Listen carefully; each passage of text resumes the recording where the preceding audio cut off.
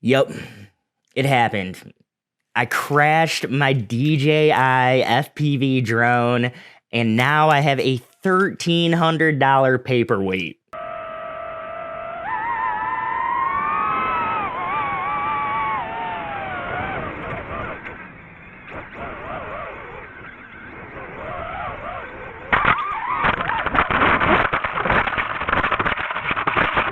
I was not planning on doing this video this week. So what the hell happened, and how did it get to this condition, and what have been my experiences and overall thoughts about this drone since I've gotten it? I've actually only had this drone for not even 2 full weeks. I got this drone on the 26th of March.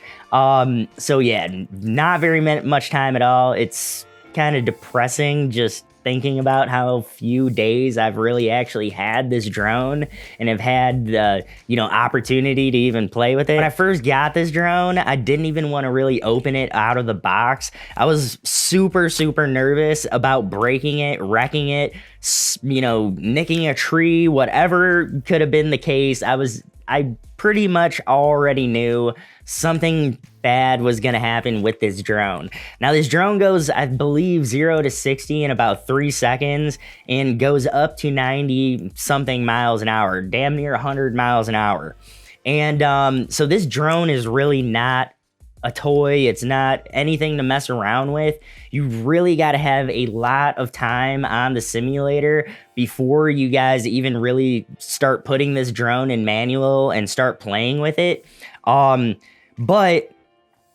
So I've been pretty much out practicing with this drone every single day. I've really just been using this drone around the yard, practicing with it, flying in between objects, and really just getting a feel for the drone. I've been flying a ton in just normal and sports mode, and really have not experimented too much in manual yet, outside of the simulator. Another big reason that I didn't really put this thing in manual too often was because I really just didn't have the confidence to be flying in manual yet.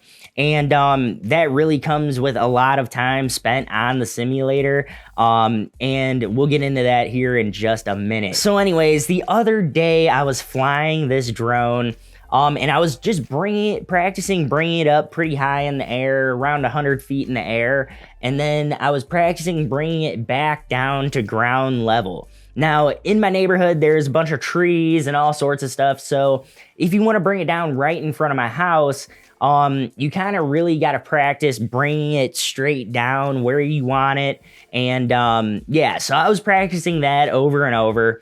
And next thing you know, I took it up to around 100 feet, circled back around my house, and I'm bringing this thing in kind of at a sideways angle, so I'm not really looking at what's right under me. Now, I thought I judged it properly, and I wasn't gonna hit this tree, but as I was, rolling in from the left, I actually was also mistakenly sticking forward at the same time with my right stick, which caused me to pitch forward.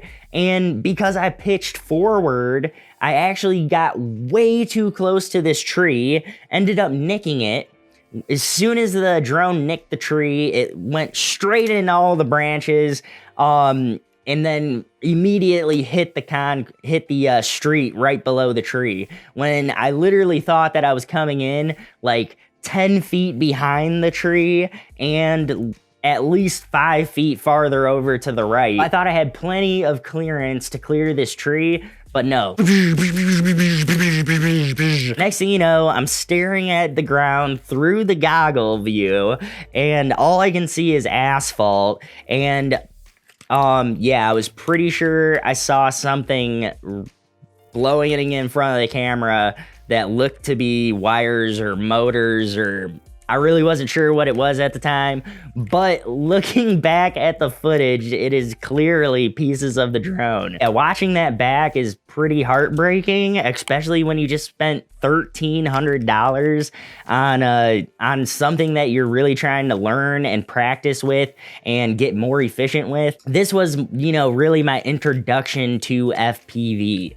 But I think that there could be a lot better option in order to get into digital FPV instead of spending $1,300 right out of the gate on this. Just to talk about insurance really quick, I ended up getting my insurance through State Farm. I didn't get DJI Care because it was going to cost me over $300. I want to say it was around $350, $360 dollars for 2 years of insurance, or 2 years of the drone DJI Care on this particular quad. If I was to spend all that money on this quad, I would also, if I did get wreck this thing, I would have to pay a deductible when I send it in order to get this fixed, which means my first drone replacement was going to be around, I believe, $500 in order to get this fixed for the first time. Now, the second time that you take it in, you know, it's going to be a little cheaper depending on how you look at it, but you're going to have to pay an additional deductible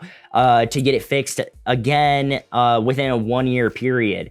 Now, I think you can get it fixed twice each year that you have the protection plan through DJI Care, but you could also get insurance or a protection plan through wherever you end up buying this drone. For instance, I got mine at Best Buy.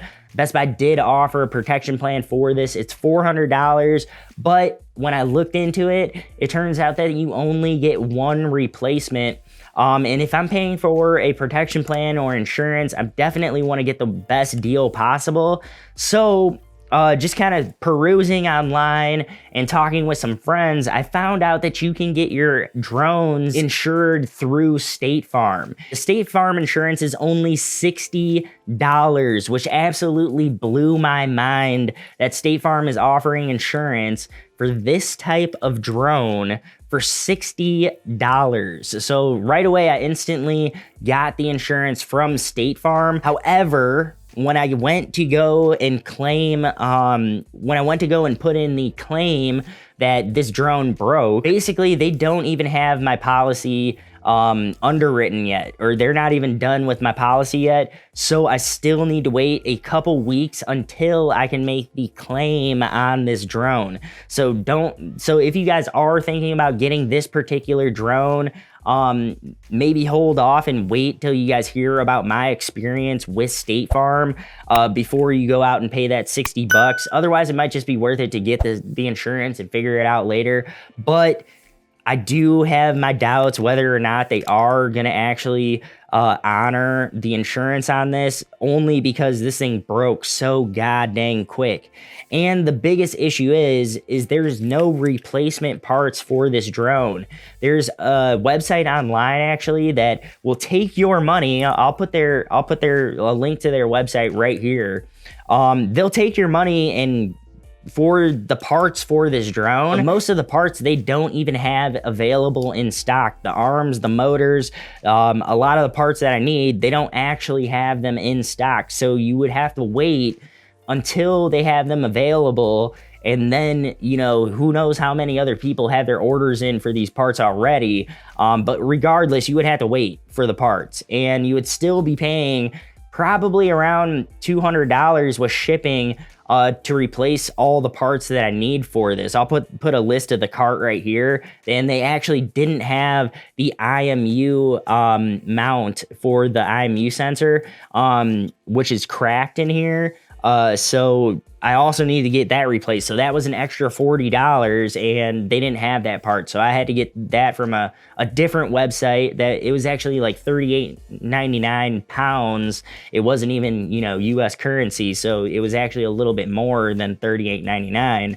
I think the currency rate right now from pounds to dollars is about, I want to say $1.40 or so. Don't quote me on that. But so you're paying a lot more than $38 to get that little tiny mount, which is literally a piece of plastic. And so just the cost that this thing is to replace the parts on your own is ridiculous. Compared to other drones in the market, you could replace all of these parts for probably under $100. Well under $100, you could replace all these parts. If it was a normal carbon fiber frame with just motors that are easily replaceable and stuff. With all of that said, with this whole accident, with having to wait for the insurance quote and all of that to get settled, what am I going to do in the meantime in order to continue practicing this right now hobby so that I can get proficient enough to offer this after I get my Part 107 license at Buzz Labs? So for right now, I ordered this super, super cute little drone from Transtech. It's called the Transtech Beetle. It's a 2.5 inch, super tiny little micro Cine Whoop if you want to keep the prop guards on it. It is the tiniest, cutest little drone, and I ordered that guy for $140.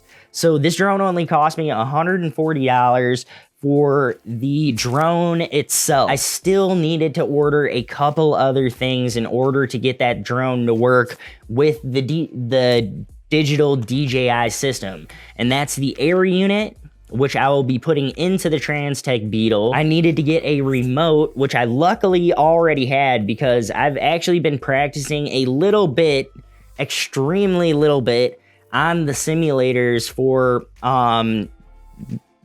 since I really was interested in FPV. And just a full disclosure, I got my very first FPV drone probably about 6 years ago, and I would just fly at line of sight in my backyard and stuff like that, and it was stupid fast, and without goggles or something like that, it really was pointless to fly because it was ridiculously fast and extremely hard to control line of sight trying to fly manual. So needless to say, I didn't get a lot out of that experience, my first FPV experience. With this experience, with the FPV goggles, which are ridiculously cool, and the view that you get from this is like no other. It's literally like an out-of-body experience practically.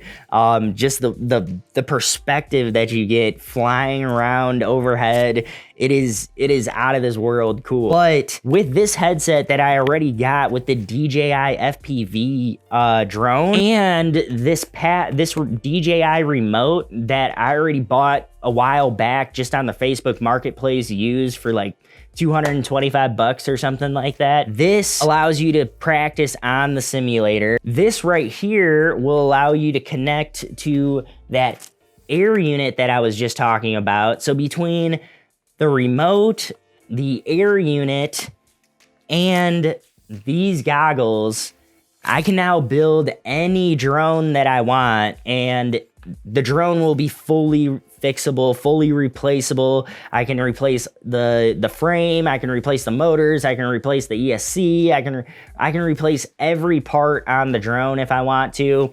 And so it's gonna be a lot more practical for learning. So between the tiny little 2.5 inch drone, it's a lot less powerful than this 6S beast from DJI, which honestly, if you built your own drone that was 6S and 5 inch props, it could probably easily be a lot better than the one from DJI. However, you do get some nice perks with the DJI drone, so definitely weigh the options. But just the fact that you cannot get parts for the DJI drone yet, and it's just so expensive to fix and learn on, I would almost really suggest, if you guys are looking to get into FPV right now, or you guys are looking to add this to your cinematography portfolio, I would really recommend getting this old black remote from DJI.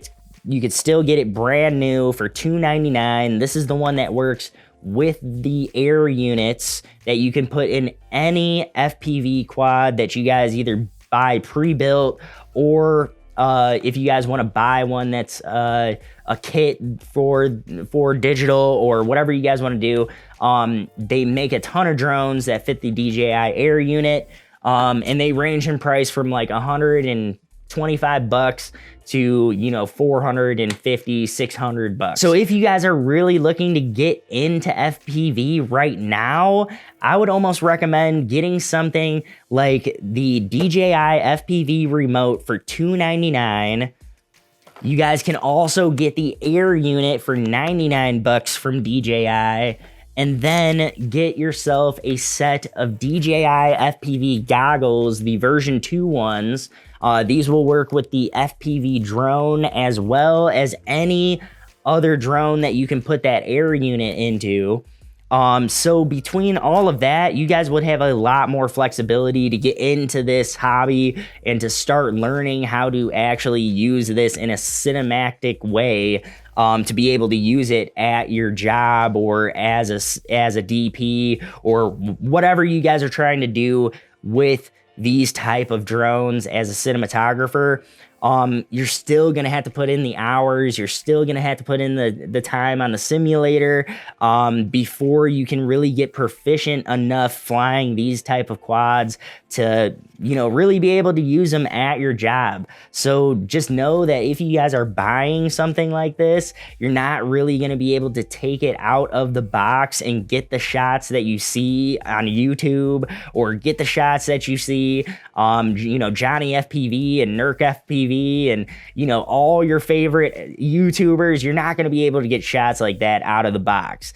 Yes, it is an FPV drone that works out of the box, and it's a super, super fun experience flying it in normal and sport mode. But even in normal and sport mode, guys, this drone is a beast. And I don't want to discourage anybody from not getting it, but just know that there are other options out there. And I know it can be pretty daunting just getting into looking up all the different parts that are required for FPV just to get started. But hopefully with my help, I can actually help you guys make a couple good buying decisions getting into FPV. So if you guys want to hear about the State Farm drone insurance, how my claim is going to end up playing out, be sure to hit that subscribe button down below. If you guys want to see my little dive into FPV and how I'm going to be able to use this in my work as a cinematographer, definitely hit that subscribe button. We'll be doing a lot more content regarding drones, how I use them in my work that I do, or how I plan to use them a lot more in the work that I do once I have my Part 107 license. If you guys enjoyed seeing that crash at the very beginning of this video, smash that like button. Don't forget to subscribe for more content coming up here in the future, and I will see you guys in next week's video. Peace.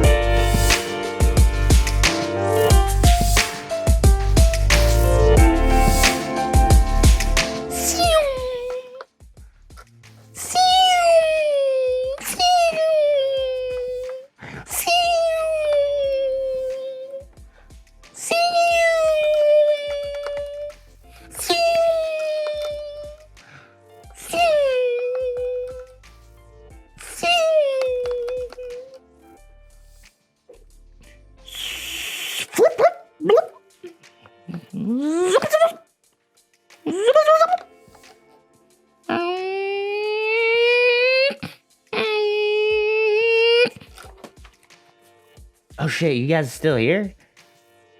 Well, hit that subscribe button. What are you guys doing?